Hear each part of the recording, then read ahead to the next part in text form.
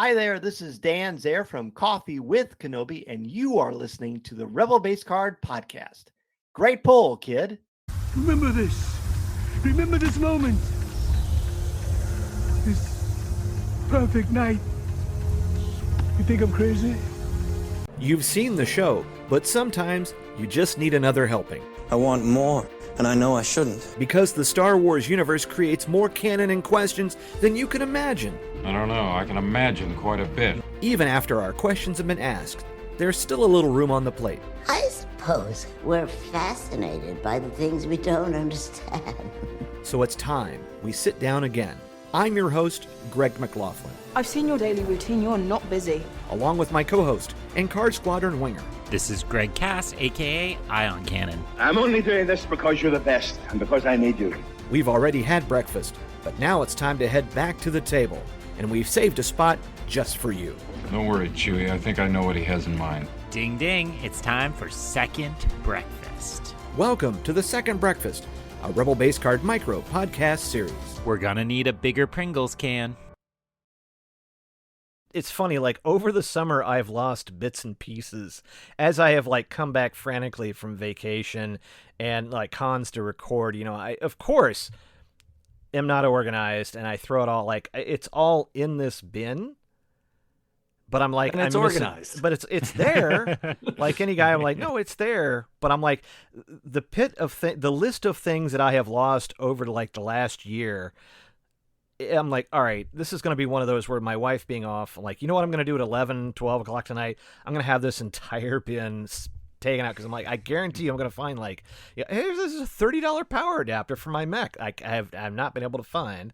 And I'm like, this is killing me. But yeah, there's a piece of the mic holder, and I'm like, I can't find this thing. So I'm using another mic. But that is also just to say that anytime that I get my co-host and Card Squadron winger Gregory Cass back on the recording is a good day.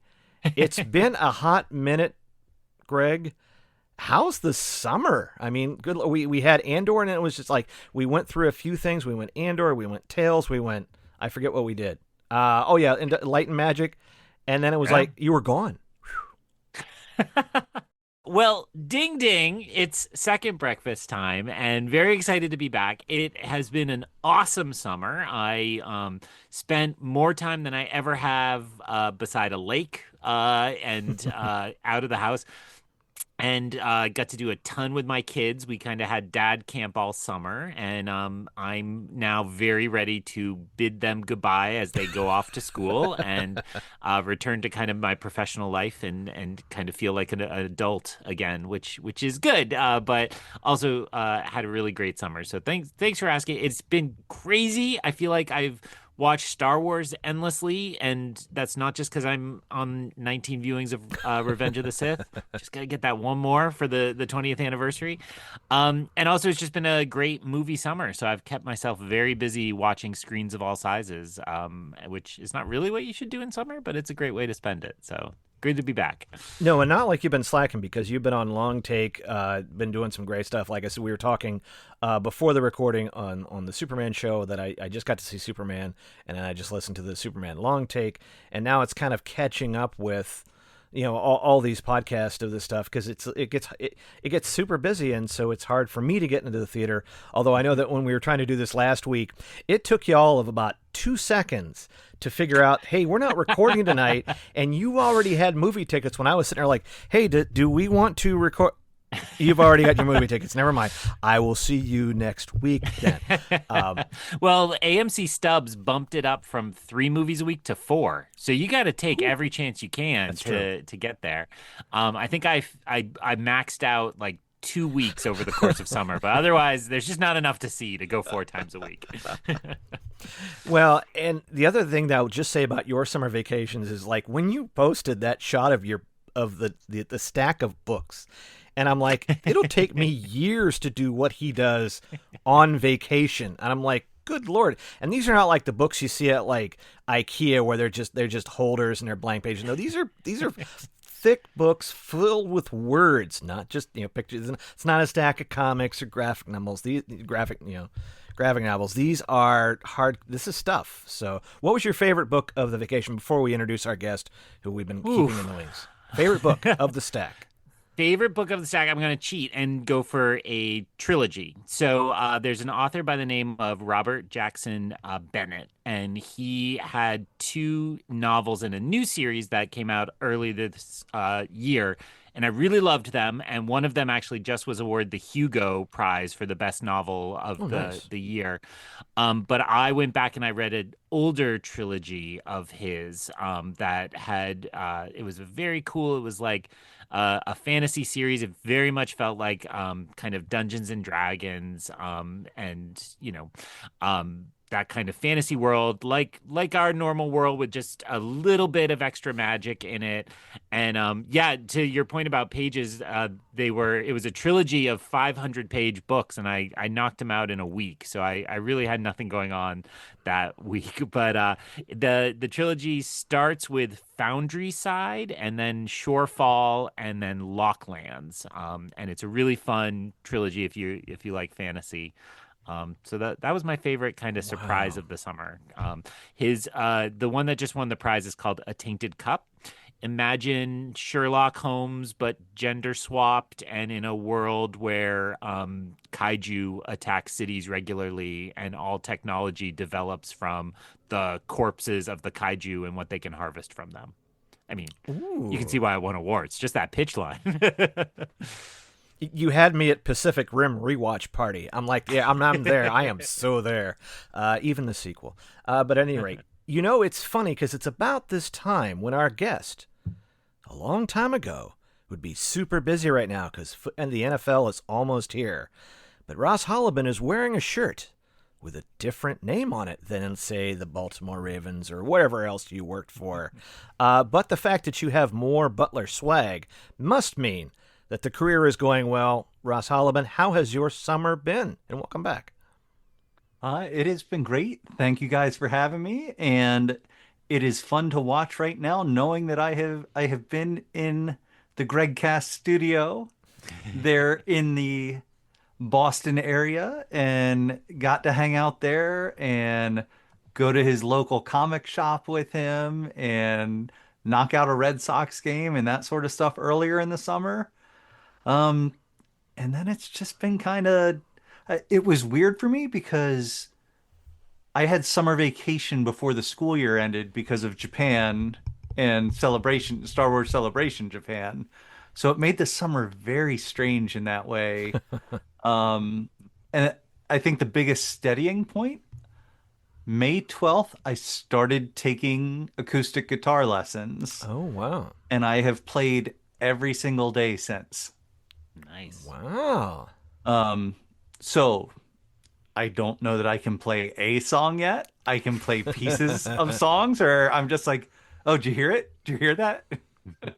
But a lot more to do. And I mean, other than that, it has been enjoying music coming out. It has been hitting some concerts in the area here. And then a real highlight and something that I'm very fortunate for with, as you brought up the Ravens and what an incredible organization they are. My boss from graduated college in 1997, and I started with the Baltimore Ravens then. My boss, John Dubé, was the head of the coaching video department. He was inducted into the Awards of Excellence area of the Pro Football Hall of Fame this summer. Oh, wow. And the Ravens paid for my ticket to go, some other people as well. So the other one that made the trio, I was the low guy on the ladder, but Rob Porteous is now the head coaching video guy for the Seattle Seahawks. So he came in, and we were roommates for it in Canton, Ohio, went to the event, got to hang out with other people that I've worked with, coaches. I got a chance to talk to Dick Vermeil real quick. Holy crap. And get a picture with him. So, and Eric Kramer, the old Lions and Bears quarterback, who was the coolest guy ever. Like, we sat there and talked football for like 10 minutes before someone else came up, and we were, it wasn't even like fan stuff so much as, hey, that was awesome when you were doing this, and I'm going to a game in Washington with the Lions in the playoffs against the Redskins at the time, and talking about those games. And these guys remember those things, and especially if you're not a superstar, and Kramer doesn't claim that, even though he had a good long career. What a special time to be able to celebrate my friend, my boss, but then also just kind of talk to like real football people and get to enjoy that a little bit. That's cool that you still have those connections and that you're able to kind of go back because, those are, you have talked about like, like the craziness that are those teams and all that's going on and all the personalities and all the egos and things like that. So it must be really nice that you can still have those memories other than it was just a very fast and furious time in my life. And I was fortunate enough to do it, but I'm happy to be out, which, you are. But in which case you can still go back and say this was really fun, and you still have those connections to the teams. I mean, the only connection to football I have is I have 2 fantasy drafts this week, which I have zero prep for and zero. But and thus I will be very happy being in the position I will be in towards the bottom of the standings. But football, Star Wars, it's like back to school. It all kind of brings it. You turn the calendar clock. It's getting a little colder outside. So, technically as this comes out, it will have fulfilled my mission of having this come out over the summer. So I'm like, it's still on a technicality. But I would say in transitioning to, talking about Andor, which of anyone who's still listening at this point, yes, this is what you came on board for. But this is, I think, the kind of, the setup that, in one of our iTunes reviews, Greg, it was sort of like we had a very nice review recently in iTunes that said, "Enough with the ARC commentary. That's enough." And I was like, "All right, that's fair." But in fairness to us, there was a lot of Star Wars content that came out in May while Ross was in Celebration Japan, and then once everybody kind of went through that. Right? There was almost this like, all right, everybody gets to take 5. And I would say even if I looked at my podcast playlist, it went down a little bit. I mean, obviously, Dan over at Coffee with Kenobi still kind of going on. I was on an episode. Ross, you just finished doing one. And so, Dan was kind of just doing it like, hey, I'm just going to do it week after week. And it being kind of interesting in another time and place. Yeah, we'd all kind of be right at the end of Andor and then having these wrap-ups. But I think what Greg and I kind of talked about is we wanted to kind of come back and take these episodes individually. And the idea for Second Breakfast, kind of came up. PT might have been on that one. I can't remember when we started talking about it. But that, of like going back and kind of revisiting it. And it was interesting for me because I watched it again last week. I was kind of curious. Man, there are some things that I wanted to kind of key on and watch again. And that's what I think the goal of this micro series will kind of be to kind of pick out some points, talk about some things. The timetable, we don't necessarily, we're not going 2 hours. I hate to break it to anybody, we're not going 2 hours.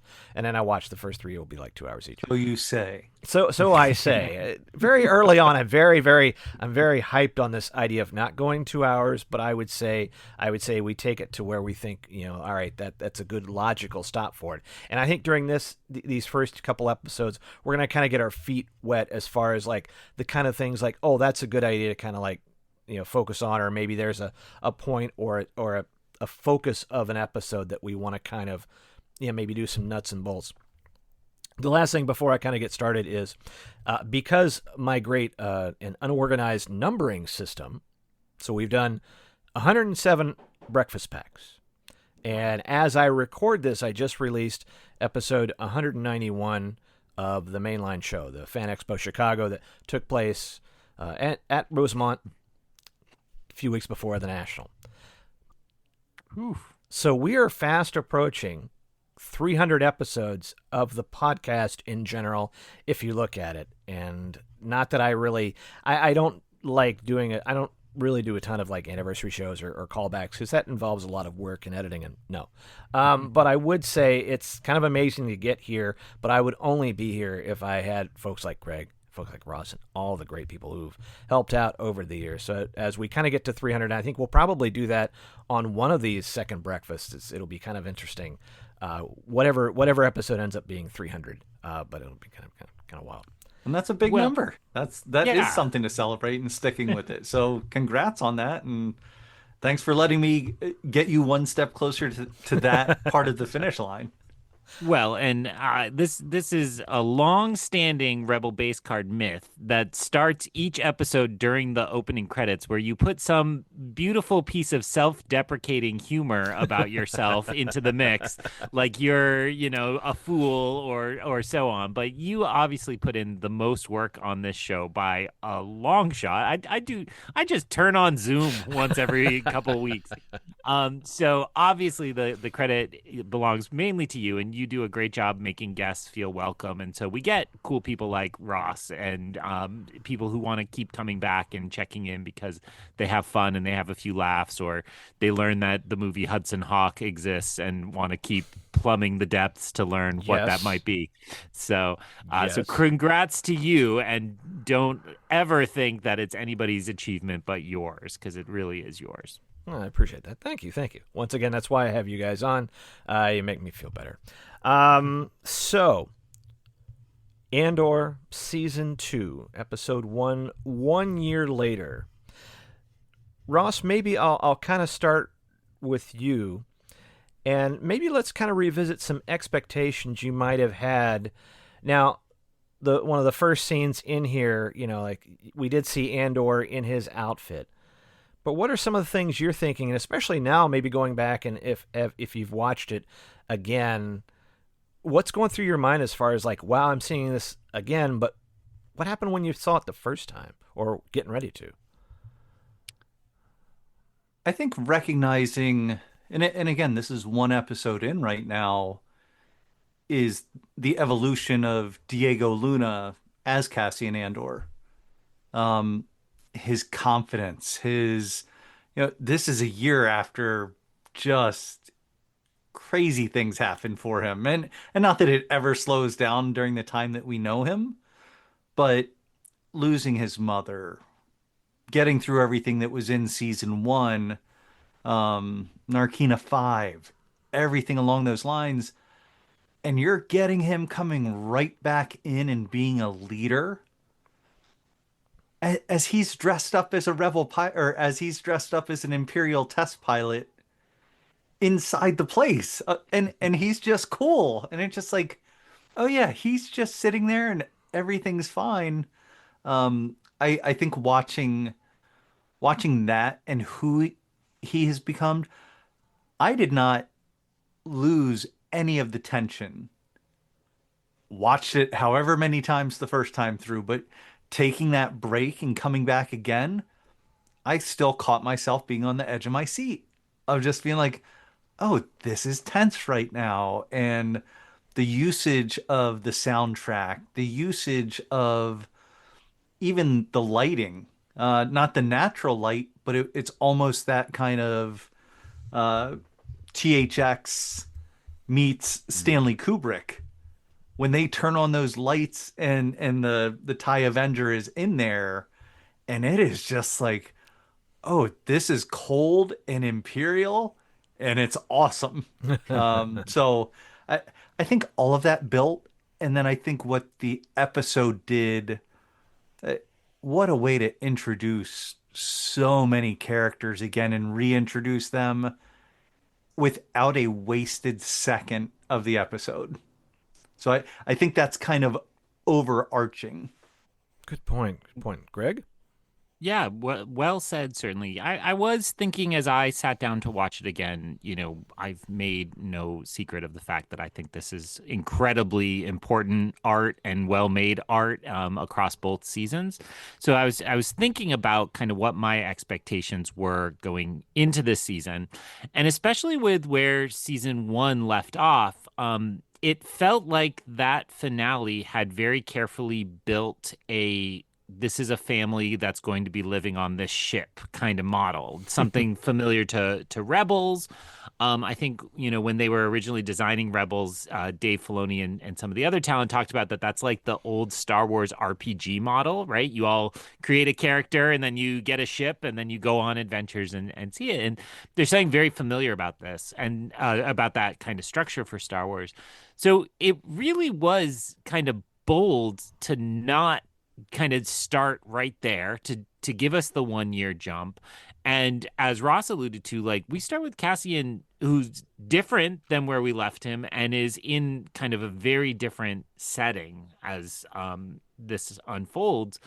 And so I admire that. I think too often we think when something is not what we expect that it's wrong, but instead let's think about it as it's clever and it breaks your expectation. And sometimes that kind of discomfort is important to feel, right?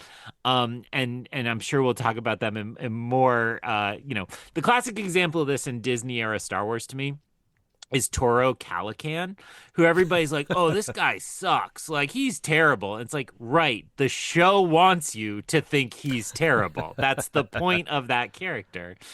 And I do think that we see something similar in Andor with, Greg's dearly departed Tim, right?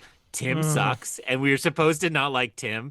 And yet the surprise there is that Tim dies and you actually kind of feel something. And you're like, well, he didn't deserve that. Or we feel his loss through Bix. And we, and I think I'm burying the lead. The Maya Pay Brigade is that in spades. Like, these people are terrible and I don't want to spend time with them. But you get then now kind of anticipating where this season is going. You get the idea that, like, oh, this is Rebels, and by the 12th episode we're at the Rebel Alliance, right? And it takes kind of having these different factions and working out the differences across these 12 episodes before we're actually ready for A New Hope. Well, Rogue One and then A New Hope, of course. So it's really fun to kind of play the where is this going to go game. And the last piece I'll say for that is just, like, I found myself so excited to see Clea. And I definitely wasn't excited to see Clea back in April because I didn't feel any attachment to that character. She had been a major part of season 1, but didn't, pop necessarily in the way that she will in this season. So I just got excited to see her again and kind of thinking about, now that we filled in her backstory later this season, kind of who she is and why she'd be so kind of grumpy in this episode about some of these characters and events she's bumping up against. So those are some of my overarching thoughts, and it was really great to return to it. I same as Ross, I had watched this probably 3 or 4 times that first week, and then I had not gone back to it, period. I had been trying to convince my wife to watch it, and I think she'll join me for most of these rewatches, and we'll finally get it done. Because she loved the first season, just hasn't had time to sit and watch the second. I'm not mentioning the release schedule, but the release schedule made it such that I was watching it alone at 10 p.m. till 1 a.m., those weeks. No, that is true.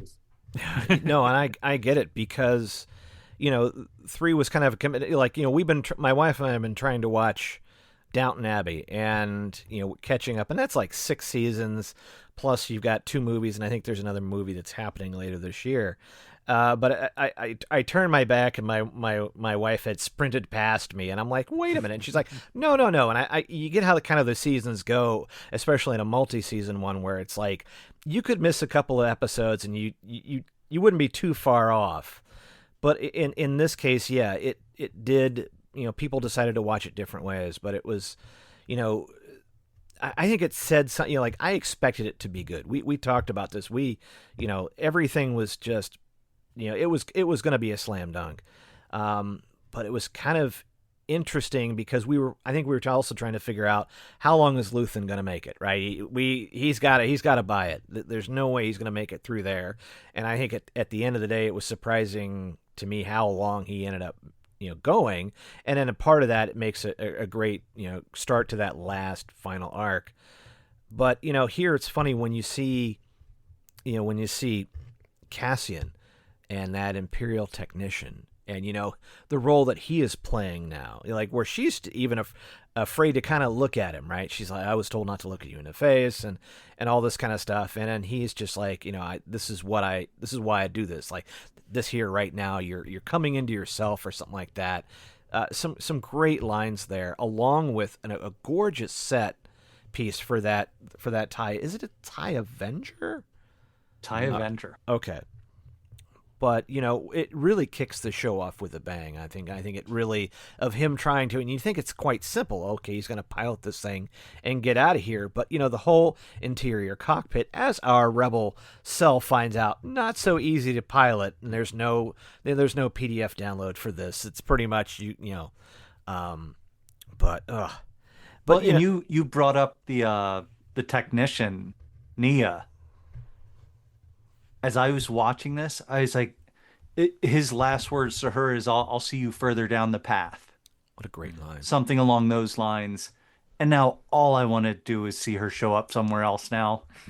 Like, I think that would be terrific. Like, I don't know that I paid as much attention to it before, but hearing it now and knowing the finality of everything that comes from this, it's like, we don't know what happened to her. How amazing would that be if she did show up somewhere?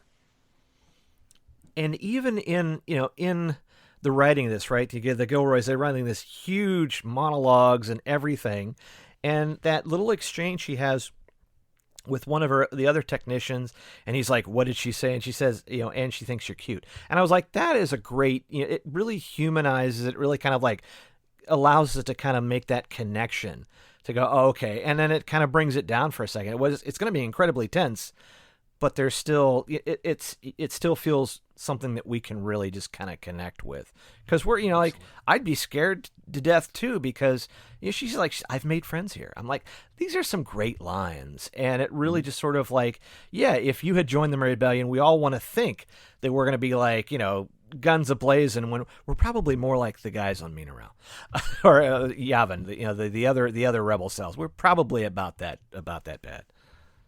Yeah, I'm with Kylo Ren, undercover boss, probably. But I do think that's a through line throughout this season that, I think it's the Gilroys saying not everybody gets to be Luke Skywalker, and also you don't have to be Luke Skywalker, right? And I think she's a great example of a real brave hero who does something important and makes a difference.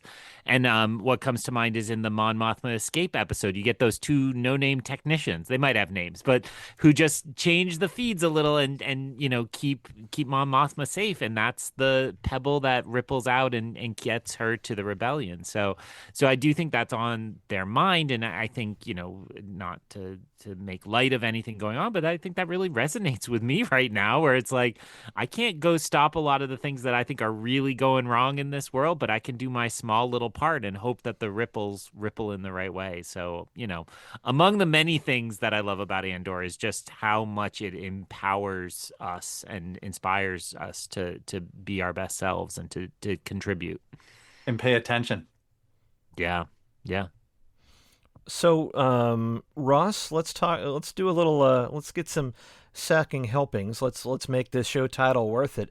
When we're going back for seconds on this, what were some things that you were wanting to kind of pay attention to and you were excited to revisit, knowing that you'd probably be on the show, but also some things that, maybe I didn't, and I'm excited to revisit this, or I'm excited to get a little extra helping of this on my plate. So one of the items that I won't go into depth too much, because I believe Dr. Cass hit it, is Clea is a brand new character to pay attention to. If I knew when I was a kid what I know now, kind of thing comes into play, and it's just like, yeah, like she is unbelievable. And you talk about sacrifice, and you talk about putting everything in, and it's easy to see why she has difficult relationships even with the people that she's partnered with, because she's just like, yeah, you think that you've gone through tough stuff? Yeah, I look how I was found. That kind of approach. But then I am fascinated just through a public relations background, through those closed door meetings that very important people are in, that occasionally I've been able to get into a couple of those, and hear how the machinations are put in place. So watching that as they're developing the plan, it was fascinating to me. And watching Krennic own, like Ben Mendelsohn, unbelievable. This character's unbelievable, but owning it and going up and saying, I know you already have a plan in your head. Stop pretending like you're so smooth that I can't see this already, to Deidre. And going through those elements, and each of those leaders sitting there and recognizing, like, oh, we're about to do this to 800,000 Gormans? Like, how is this? And every little thing, well, there's this justification. There's this justification. We need to do this because we have to get this to keep this person happy. And it is deliciously revolting to watch it unfold. And knowing that that's a lot of times how plans occur. And the fact that this isn't a month, this is years in the planning to get there to pull it off. Smart people with lots of resources are the ones behind this. And I think, again, it is so smart. And the Gilroys and what they've put into this, and the critical thinking, the paying attention to history and the world around us, is just, you couldn't learn better approaches than some of what you get, especially with anything to do with Krennic throughout the season. There's that wonderful line, which I will unfortunately butcher, but it's like the two propagandists are like, all these impressions you have of the Gore are actually thanks to us. And you realize that that is deliberate. And we see that in our own politics all the time, that we shift perceptions kind of slowly. And in politics, it's called the Overton window, right? When you shift what's acceptable in discourse, and you kind of can't go back. And I felt like that meeting is so well done. And like the tourist video is like the goofiest, dorkiest, dweebiest thing, but it works. And I found myself really watching it this time because so much of it is making use, obviously, of sets and characters we will see later in the season. But to know that, like, they found a way to give us a Star Wars tourism video, because why wouldn't there be? I mean, it reminds me of, there used to be those little kind of ads on the way into Star Tours that's like, visit scenic Endor, and they've done posters on those themes and things like that. And it's like, yeah, that would exist, and yet here it is being twisted and manipulated. And one very small detail I noticed is they mention that to really get the calcite, the deep substrated, I'm not going to get the meme right. Substrate foliated calcite. Foliated. I had to write that down, by the way. Not but from they, Kessel. No. They throw in that they would have to do something like delve mining. And what came to mind immediately is we've seen something like that on Canary way back in the first arc of the first season, where the small group of children, including Cassian, kind of enter a clearing, and you just see like a massive mining pit that who knew what was there that the Empire needed, but they just ravaged that planet. And to have that image in mind and think about, like, okay, but there's a city where you need to do that. Like, how do you do this? And it's kind of shocking how blasé they are about, yeah, we can just do this. We can figure it out. We can move the people. We can take care of this. And and Ross really made me want to sing "Room Where It Happens" from Hamilton, because we're at the anniversary of it. But I'll spare the listeners. So that doesn't mean people aren't putting that on immediately after this now. At this point. And then as you called out the two gentlemen with their propaganda, I love the fact that it is referred to as the Ministry of Enlightenment. Yes. And that's where they come from. And it's just like, perfect. Oh, this is perfect. I'd be remiss if I was saying, like, as much as I am not a Yankees fan, I was a fan of the Yankees Hamilton crossover hat that has the Hamilton thing on and the gold logoing for that. But yeah, you have to look at one. Ben Mendelsohn, director Krennic. I mean, he walks on this entire season. He just owned every minute he was on screen, and that was something. It was really great to kind of see him coming back and just really relishing it, like everybody did.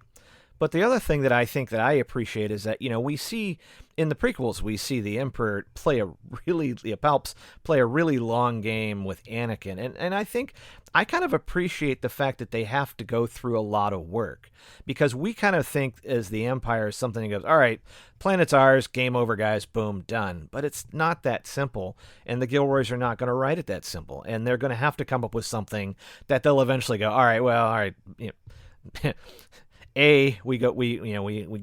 have to do it. But and then it's like wow, who hasn't been in a meeting like this where then it breaks out until after the PowerPoint, it breaks out in these little groups, and then Krennic having that little meeting with Deidre, going like he knew she had something, and then you get that great line, you need a was it an insurgency you can count on to do the wrong thing, and I'm like wow, so it's just really, and then it kind of gets a little bit of present day stuff, but that was, and then to see the tourist video, that was just, it was so unexpected that it really, I think, delivers the effect that it's going for, because really it's like, yes, it's for their benefit, it's for the, but it's for us. It's amazing. I don't want to lose sight of, in case we don't come back around to Clea, I just wanted to shout out, I hope you both have seen Pedro Pascal this week just finally watched Andor, and he shared in his stories, like he said, he's like, I know I'm super late, but this show is amazing.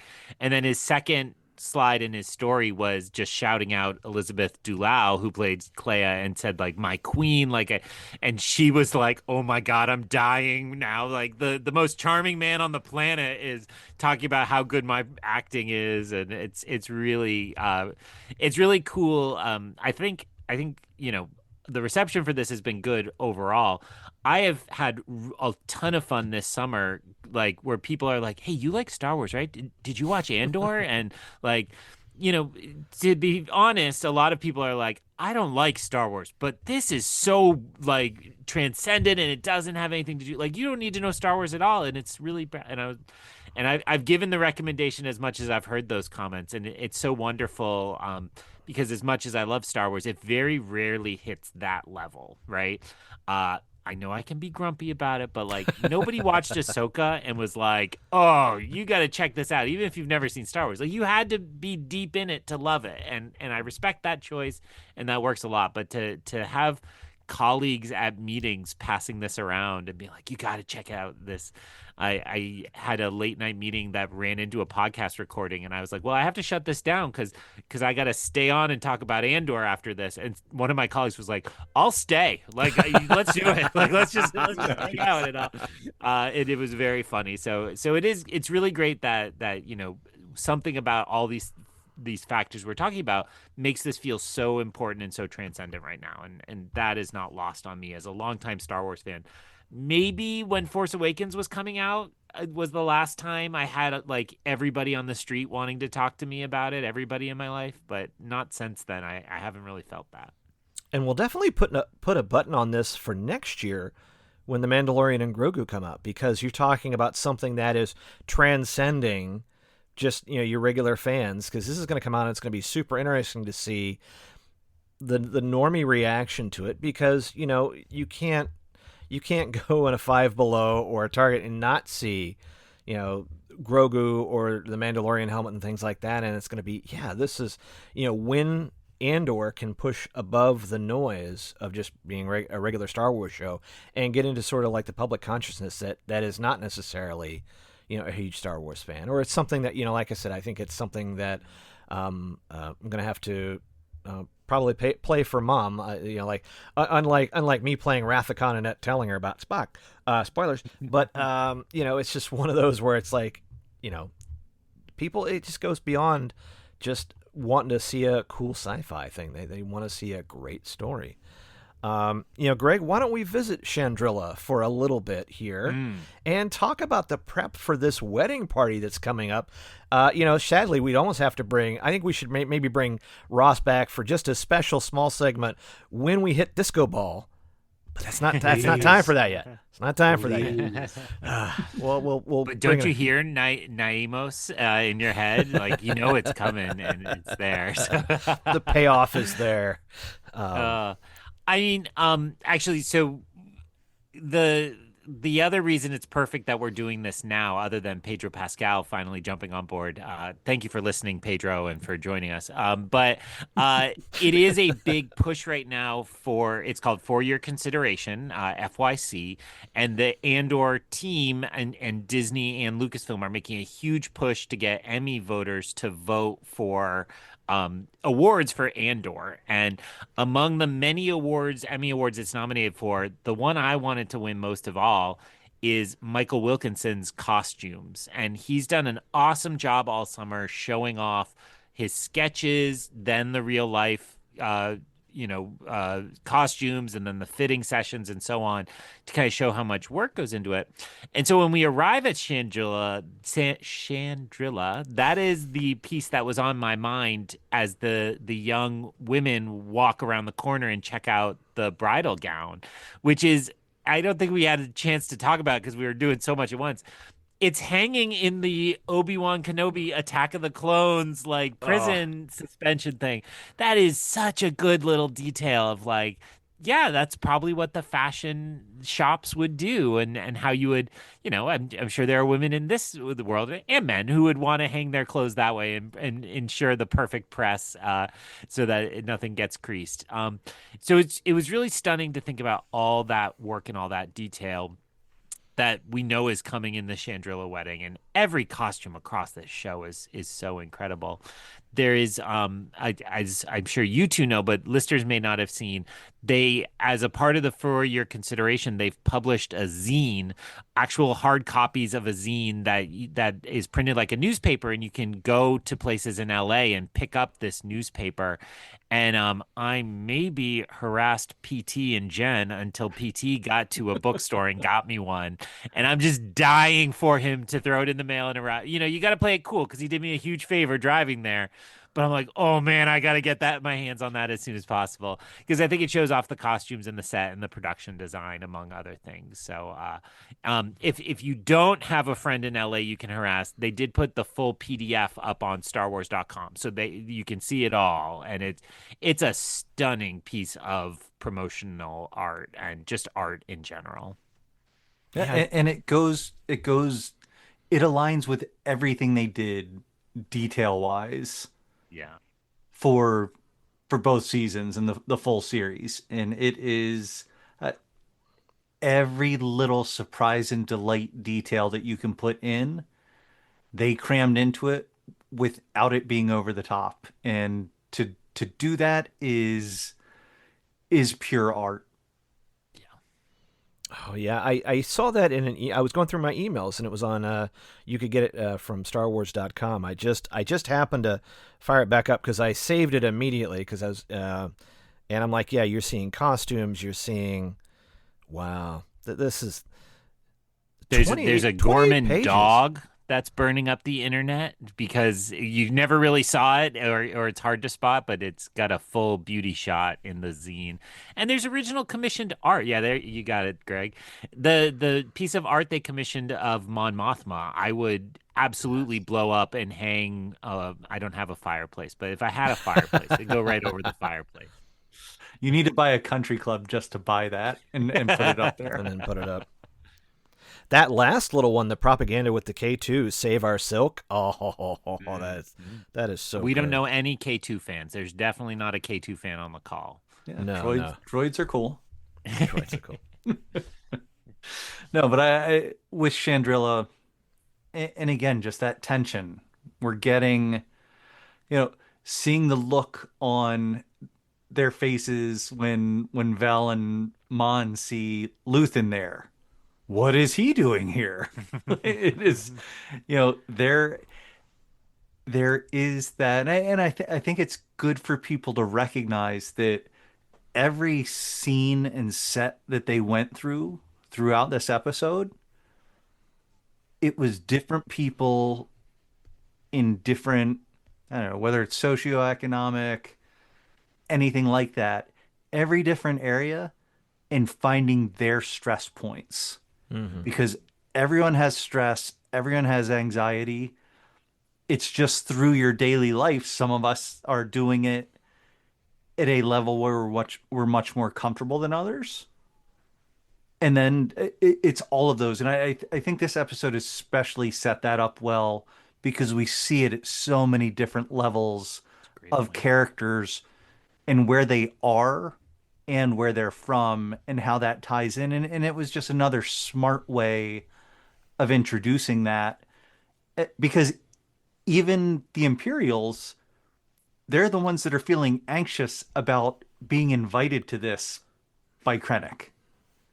So each level you're getting that. And I think Chandrila really shows that, just the gamesmanship that Mothma does. Like, oh, you look younger every year. And oh, how effortlessly you lie. Playing these high society games and these things that you have to say, showing the dress and everything that is a status symbol for this place, Chandrila, that we're really getting introduced to at depths that I don't think any of us really expected before. And that's another beautiful thing about this episode, but the season as well. What a great tracking shot as well, because they kind of follow Mon through, and you're able to get reintroduced to all these characters as she kind of goes down through, and there's just these little interactions, and then it goes off, and I still don't know if the governor, was kicked out of two spaces or not. I'm just like, is this a thing we have to worry about now? But as you get down to where, it's building up to this meeting of her and Luthen, and then it gets kind of finished off, and then Clea and Luthen have this, great interaction. All I can do is listen. All I'm hearing is beeps, no context. But it was such a great way to kind of, you're seeing the beauty of Chandrila and all these costumes and all these different characters, but it very efficiently done. But yet, you still have that tension because Luthen is here. Luthen and Clea are here. And you're going, what's happening? What's the surprise? And then, so just really, really great. Well, and Tay is lurking. Yes. And you really know something's going on with him. And it's just like, ooh, what's happening here? So that just, it doesn't go away. It's just like Mon does a circle, and each quarter of the circle, it gets heavier. And it's nuts. Well, and oneers have become very fashionable to kind of show off as your directors, and clearly Birdman and then 1917 are like, we'll do a whole movie, and they cheat, but they do these kind of relentless momentum things. But I found that this was like not even a showy version of that, because it wasn't actually about the like finesse of the camera. It was about the performance. And I couldn't take my eyes off Genevieve O'Reilly, and Ross alluded to it, the way she can kind of turn on a dime from, oh, how are you? It's so grand, to like, oh, what is happening? I need to deal with this. Is this a problem? And, that is like a fantasy of what I thought Mon Mothma was when I saw Return of the Jedi. Like, she could be this kind of crazy operative working at and like, I never thought we'd see it. And Ross alluded to it as well. Chandrila has been in canon since 1983, and we've never really seen it. And the fact that they realized it and took us there, and then over the next few episodes, we'll build out its customs and its culture. Like, people sometimes have asked when I'm in other non-Star Wars spaces, like, why did Tony Gilroy give like 10 years to Andor? And it's like, think of the fun of being a writer and getting to come up with all of that. And, it's totally the George Lucas rule of show the 10% of the iceberg, right? You got to figure out the whole iceberg, but just show that little bit and show us that it's all there, and that you could learn it if you want to. Is why some of us have been reading books for the last 50 odd years to try to figure this out. I guess not quite 50. We're only at 49 currently. But you're getting there. Anything else about Chandrila before I want to run us over to... It was interesting seeing Leda in this massive empty room, upset because her husband-to-be wouldn't hold her hand. He's a child. And again, I think that goes back to that stress level that we all feel at different times. To her, that's the most important thing in the world right there. We're seeing all these other episodes of this person dying, this person trying to steal something, these people trying to avoid this imperial entrapment.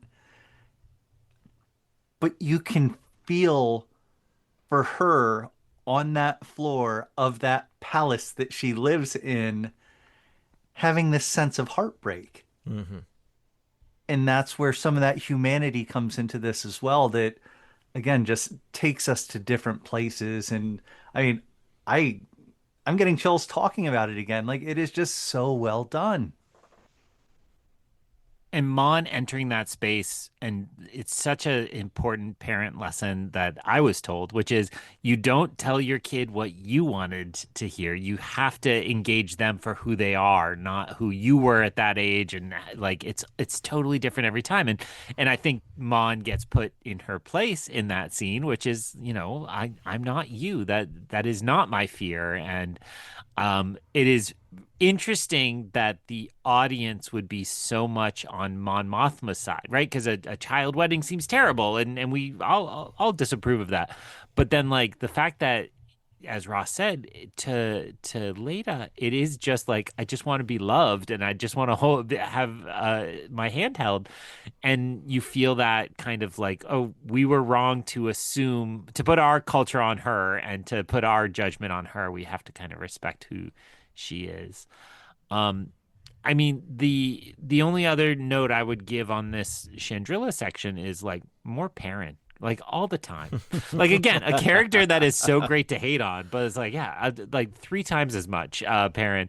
And I think one of my favorite touches at the far other end of the season is that we really kind of don't need Perrin after a certain point, after Mon Mothma leaves the Senate, but they do just give us that tiny little taste of Perrin at the very end, and you realize that it all touched him as well, right? Like it's again, it's Ross's point that it's everybody. Like, all of this affects everybody. It ripples through everyone, and it's not like he is glad or joining the cause or anything like that as well. So I apologize for not having looked up that actor's name, but that actor is an unsung hero, I think, of Andor. I mean, the heroes get their due. Genevieve O'Reilly, Diego Luna, Elizabeth Zulao, they're all great heroes. Alistair Mackenzie. Nicely done. Nicely done. And then I will just also say, I was at a movie last night, and they played a trailer there's a movie coming out this fall called Sentimental Value, and it's a really big neon release, and it's an important film because it's the second film by the guy who made The Worst Person in the World, which was a fantastic movie if people haven't seen it. But it stars Stellan Skarsgård, among others, and he's clearly playing like a really nice guy, and I was like, I don't trust him. Like, I don't think this isn't real. He doesn't really love his daughter. Nope. There's a secret here. So I'm very curious to kind of return to Stellan. And my son's been watching old Marvel, and I forgot Stellan plays a huge part in Thor and the first Avengers and a couple others around there. So it's kind of fun to see him in kind of normal roles after his tour de force across this series. It's funny now. I think we could be excused for maybe not taking too much of it, more of a deep dive into Yavin 4 at this stage, because I think we've treaded that ground. But I did kind of want to go back to Mina Rao for a minute and talk about Bix's nightmares. And here was something interesting, because when Dr. Gorst appears on screen again, I know he's coming, but boy, is that actor and his presence effective in just kind of setting up what will be, as we find, will be an arc. But boy, just so effective. And I don't think it really beat it over the head as far as like, because you almost kind of forget, like, oh yeah, that's right. After they talk about, Cassian will want to know. Don't really come. I mean, like, we kind of get away from that. But how did you feel about seeing the old Doctor again? It was. That's the tension that this series has. And if you go to the IMDb page and look at Joshua James and his headshot, I may not sleep well tonight. And that's just his regular publication shot, because that's making me think of everything that Bix had to go through.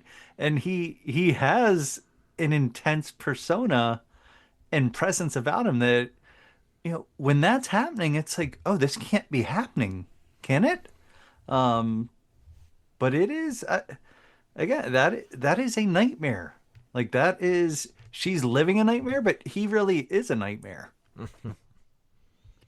I heard it said recently on one of the movie podcasts I listened to that actors should just be interesting faces.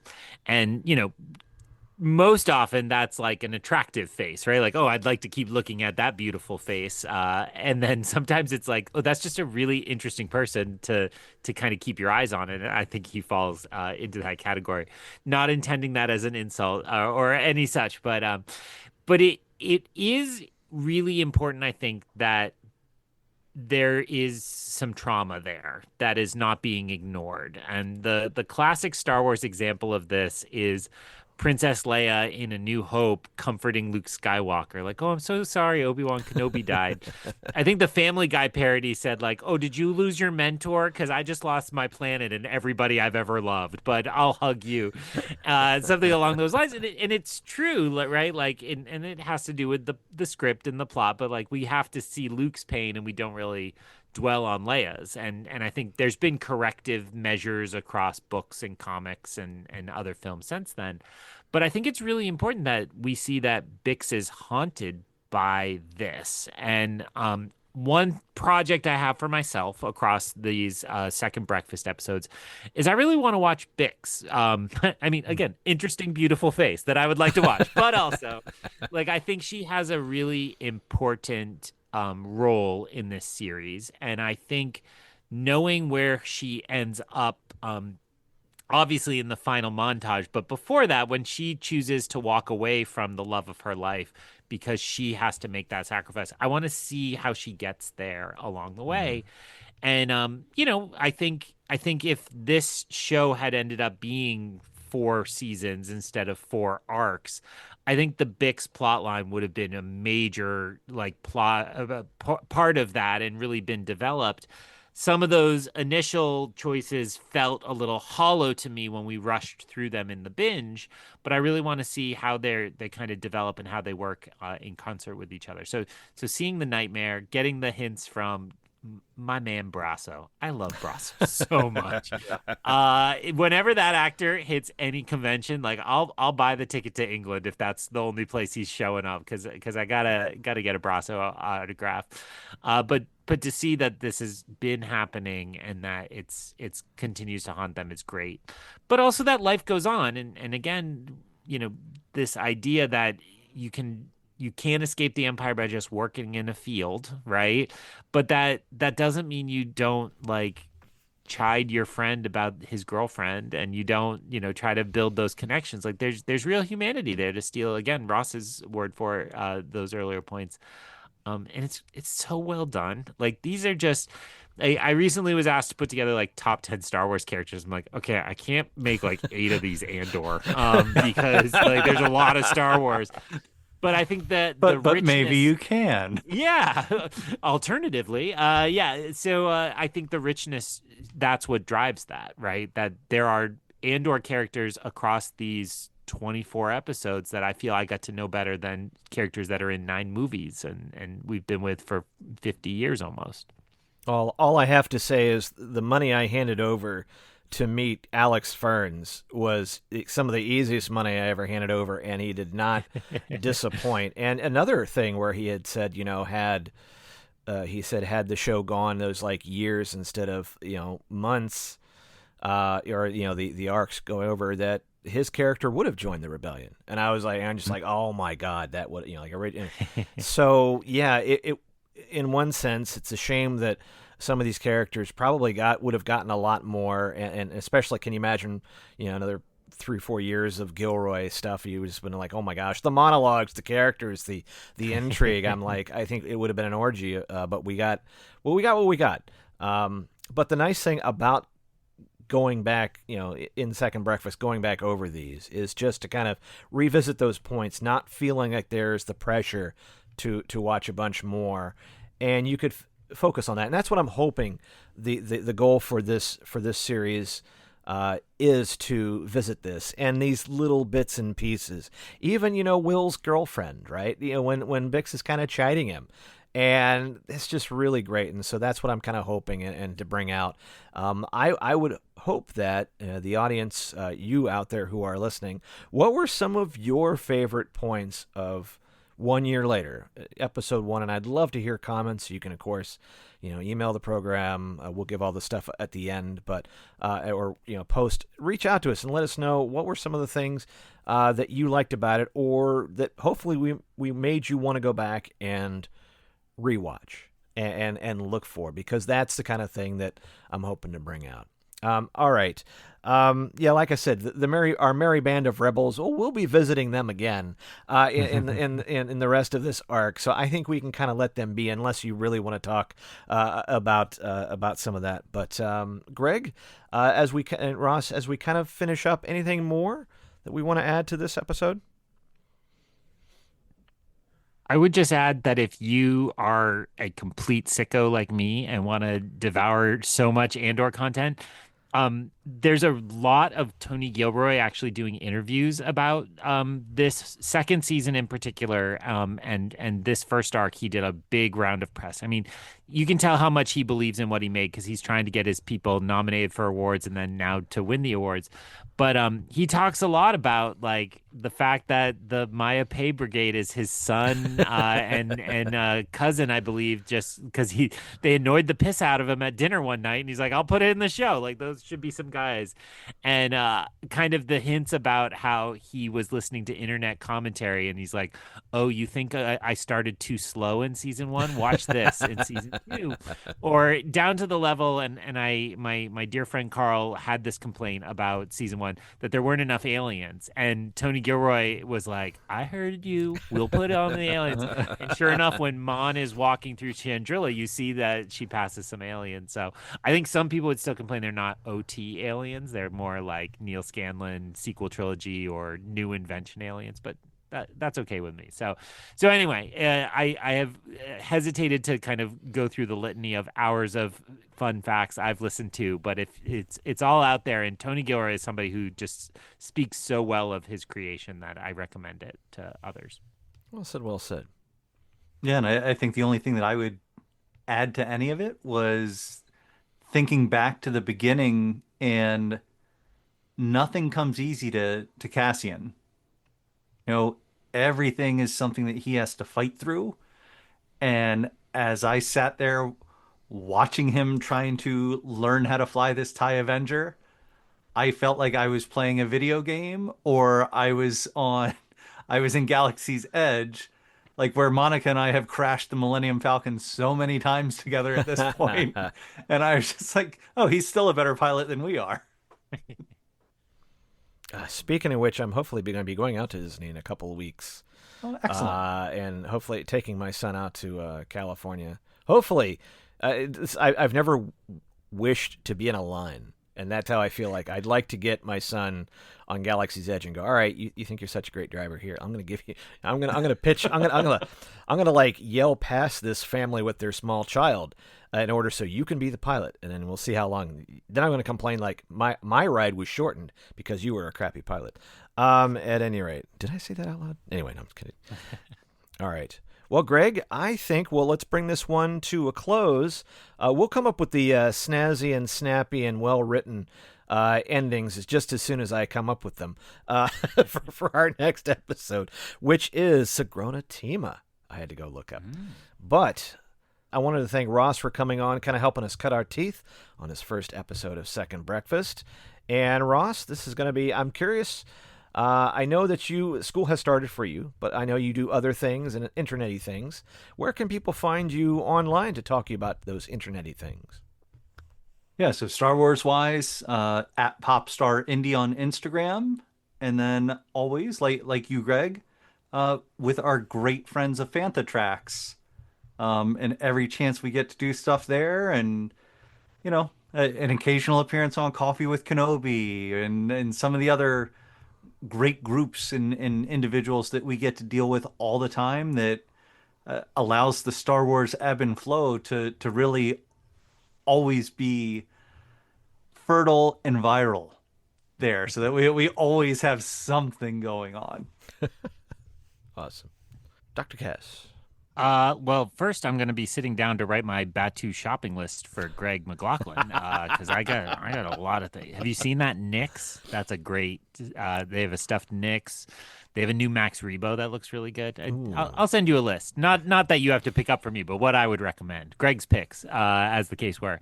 So yeah, I am around hosting my normal shows over on Through the Glass Columns. We just wrapped up book 6 of The Wheel of Time. I think that show just hit the 3-year mark. I don't even know at this point.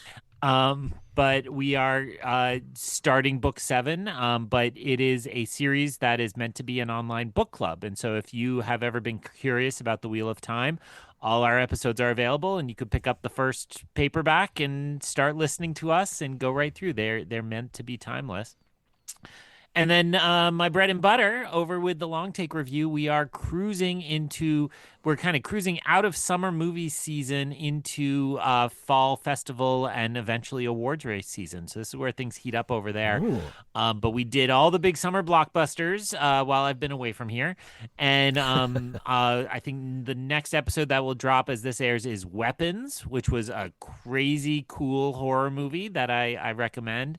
And we'll talk to you about that. But if you want to try us out and you don't get to the movies a lot, there's a 2-parter I'm very, very proud of, which is the New York Times did a list of the 100 best films of the 21st century.